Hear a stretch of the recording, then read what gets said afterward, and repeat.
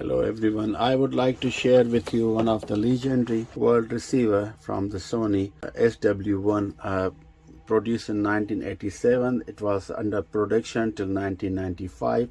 Very nice tiny radio with a dual conversion. Even though this was the smallest world receiver by far, it's not only smallest, but it's a dual conversion. The quality was excellent, sensitivity to receive distance station, and also the sound quality was amazing. So many people when it launched, they were thinking maybe this is very small, so maybe quality is compromised. But what Sony, they have done it, they have just make an excellent tiny receiver, keeping in the mind the travelers who can travel together with this radio all over the world and be able to receive their favorite stations on the shortwave. So the sensitivity excellent, and the sound quality also. So this was coming in the three models basically. One was the Japanese model and the European version, and American and European version, they have a similarities. They were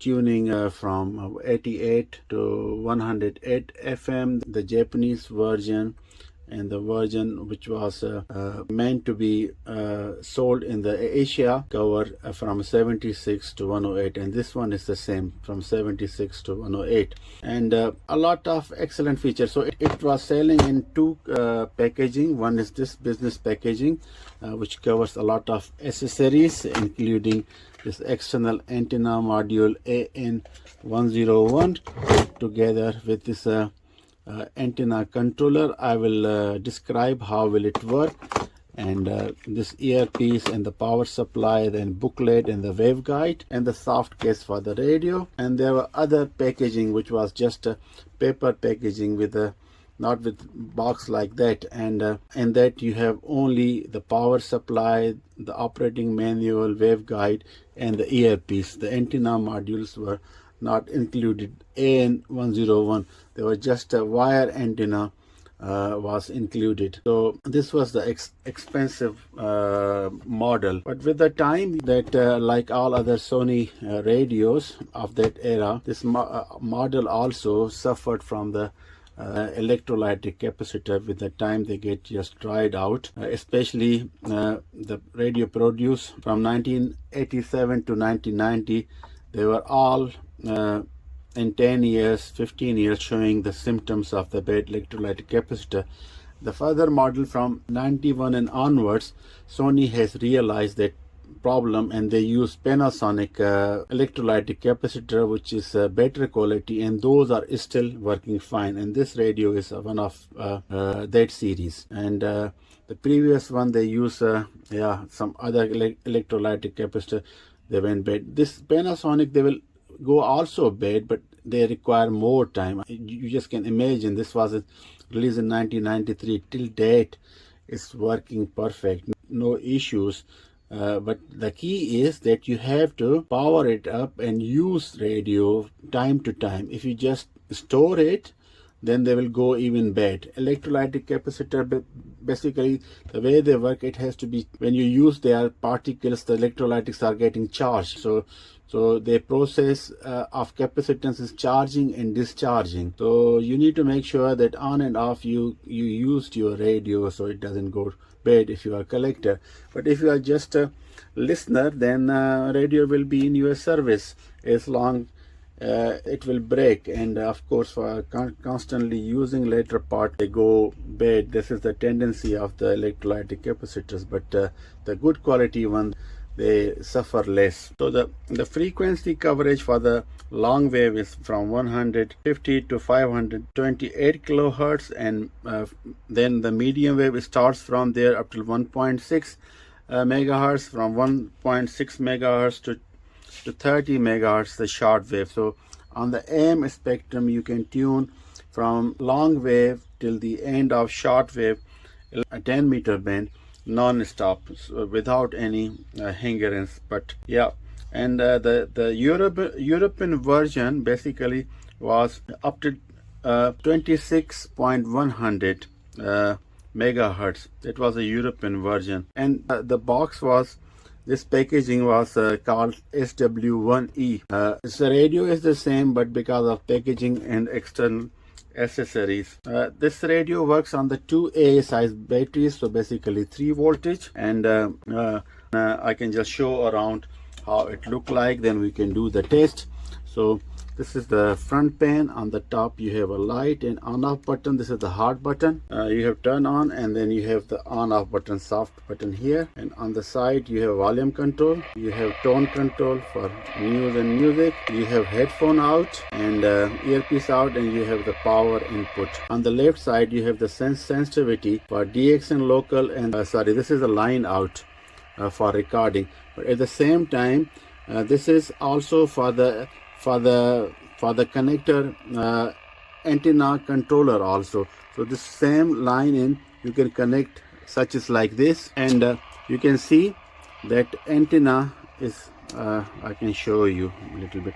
So antenna basically will touch in the pin over there like this. That's how you make the connection, and then you take external module, the AN101, and you can hook up somewhere else, and it has a built-in power amplifier, RF preamplifier, so you can add 4 batteries over there, so it will amplify the weak stations, and then you can take this lead and connect here, and this will serve as a line out for the recording. So that's how it was done. Maybe we can put the batteries also here, and then we can try the whole thing. So I put the batteries in the antenna module, and then I can just erect like this, just for the test purpose. If you put a little bit outside, it will work better. And on the control antenna controller, you have on off feature, and you see the LED which is on, and then what you do basically like that. You have a attenuation also 20 dB for the local strong stations, and here you have a short wave, here you long wave. We are in the long wave, you see the noise increases, and you can attenuate also. Let's choose some stations. I know 198 BBC. We can tune the BBC. There are several ways to tune. One is direct frequency in. If you know the frequency and you want it, like we wanted to listen BBC on the long wave, and the transmission mode is AM, so you AM, and you press frequency like 198 kilohertz and execute again, then you will be directly tuning the station. You can see if it's noise, you can attenuate it. You can try medium wave also, 6930. You see noise level is so high in the urban settings, it's hard to tune any station, but we can try without external module. It might work because this antenna is picking a lot of electric noise in my neighborhood. For AM, we all know that there is a ferrite antenna inside, so you have to put radio in the direction of the wave so it can receive good. This is the full volume noise news. You can also tune with up and down. You see, it receives excellent on the AM. It's the daytime where there's not much propagation on the lower frequencies, but it receives excellent. And for FM also, you press FM. Let me choose my favorite radio station, FM 947, even antenna. You see on the full volume also the sound is not being distorted. I wish I can tune more FM stations, but then I'm getting a copyright strike on my channel because most of the FM stations, they play the popular music, and then if you just tune it to show how radio is working, then you end up getting strike from the YouTube. I communicate with them several times, but it seems their algorithm is not very smart to understand that I'm not trying to violate any copyright rebroadcasting the popular music. I'm just testing the functionality of equipment, which is radio receiver, and it happened that it has to play some music or some stations which are on air. But anyhow, that's how it is. I can there's other feature which is for the scanning. You press and hold, and it scans, and it stops where it found the station. and you have this stop button. So better we go in the AM segment. Let me see, we go maybe daytime, and that would be great if we can use this AN101 antenna on the shortwave to see the performance of that feature.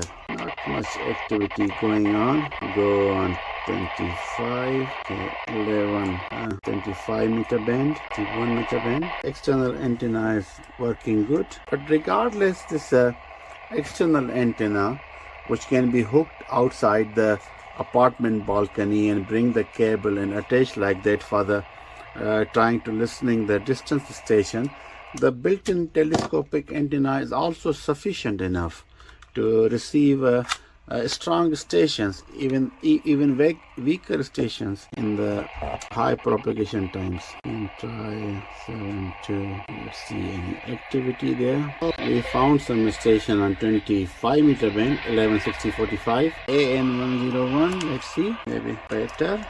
Much better, very useful. Of course, when you amplify a signal, the noise is also a byproduct, so you also increase the static noise, but somehow the attenuation helps to reduce the noise. It kills the signal also. So we have some activity on 31 also. So as I mentioned that it works with 2 batteries only. And behind the batteries, I want to show you, there is a selector for the bandwidth for the medium wave especially, and the AM long wave and medium wave. So you can choose 9 kilohertz or 10 kilohertz, because in Europe and Asia, the bandwidth for the AM broadcast station is 9 kilohertz, but in America, Canada, North America continent, they have standards of 10 kilohertz, but then you can choose with that small button over there, and you can basically choose from 9 kilohertz to 10 kilohertz as per the desired range. So I put it back as 9 because battery. This is the BBC London. Yeah, apart from this keypad control the frequencies, and also you can tune by up and down, and scanning also, direct keypad input, and band selection also. That's good to test show, because maybe somebody will own it and it will be useful. You turn it on radio and you press this button. This is the lock. With this you can go to the bands. Let me turn the volume down. So for example, you press your long wave, then you press up medium wave, and then short wave 180 1.8, and this is 75 meter band. This is 120 meter band, and then you go 61. No, this is still 75. This is 61, 49, and 41, 31, 25 meter, and this is 19 meter. So this is 21 meter. This is 16 meter, 13 meter, and then you have 11 meter band. So that's how you use the bands also while pressing this small button and use the up and down. Usually this for manual tuning. For shortwave it goes 5 kilohertz segment, and when you are, let's go to medium wave, it goes 9 kilohertz steps, and in the long wave it goes 3 kilohertz a step. So that's how it's done. And for FM you also do the same. You choose the band also, but FM, then you put the frequency and you execute. I personally like direct keypad frequency entry, because then you are there on your desired frequency. You have LED for the tuning. Yeah, and this is for the time set also. You can set the time also, and sleep feature it has also. So but everything is also written in the operating manual. Very straightforward, very nice features. This radio was a marvel of the technology of its time.